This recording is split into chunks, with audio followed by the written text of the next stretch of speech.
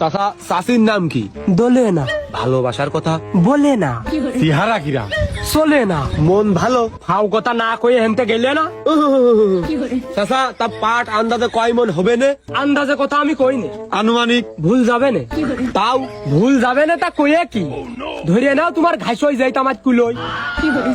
চাচা তুমি তো বোঝনি বাবু, ব্যর্থ হয়েছো।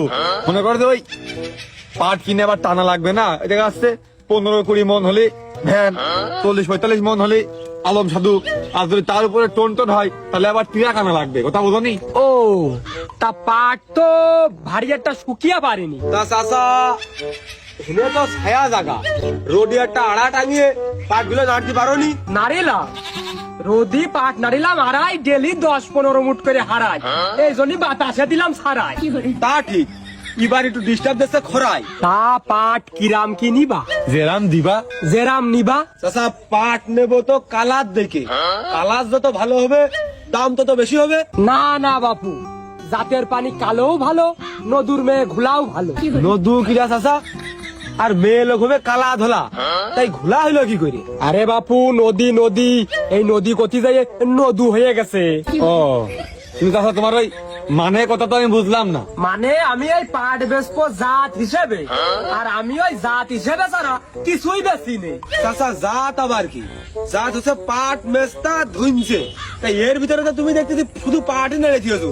এখন কথা আছে যে কালার দেখে দাম নিবা। না না বাপু হচ্ছে না, আমি পাট বুনেছি জাত হিসেবে, ওই কালারে বেচলি আমার দেখি দম ঠেকবে না নে।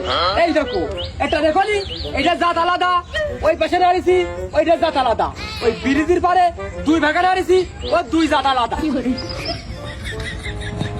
চাচা তাহলে ওই দেখার নি একটু জাত হিসেবে কিরাম কি আলাদা, কি কি তফাৎ, আমার তো এর আগে এরাম শুনিনি। দেখার দিনই এই যে পাট, হ্যাঁ আমরা এইসব পাটই কিনি, কেন? তা এটা কি জাত? প্রথমে আসে ভালোটাই ধরলে, বুঝেছি তোমরা ব্যবসা করাইলো। তা এ পাট আর ও পাট আলাদা না, এটা একেবারে আলাদা। এ জাতের নাম দিয়েছি দলের বোর্ড ডায়াবেটিক্স। পাটের জাতের নাম দৈলর বোর্ড ডায়াবেটিস।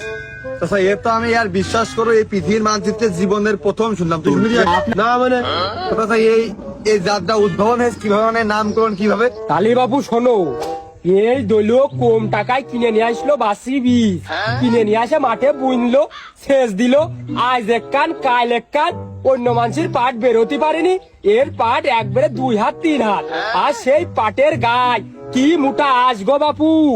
তারপর চাচা? তারপর দেখলো এই পাটের যত্ন নিলি তো আমার লাভ আছে, তারপরে সংসার ধর্ম মোটই বাদ দিয়ে দিল, দিয়ে 3 বেলা যত্ন নিতে থাকলো।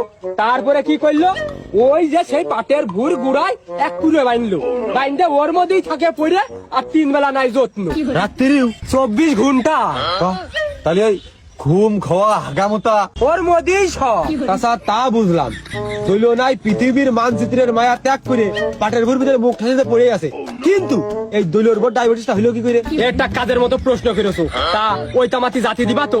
দৈল থাকে না বাড়ি, দৈলর বোধ তো আর কোনো কাজ কাম নেই, 3 বেলা খাবে আর পড়ে পড়ে ঘুমাবে, আর এই পাট উঠতে তো লাগে 5 মাস সময়, এই 5 মাস সময়ে খাইয়ে দাইয়ে দৈলর বউ হয়ে গেছে এরকম মোটা।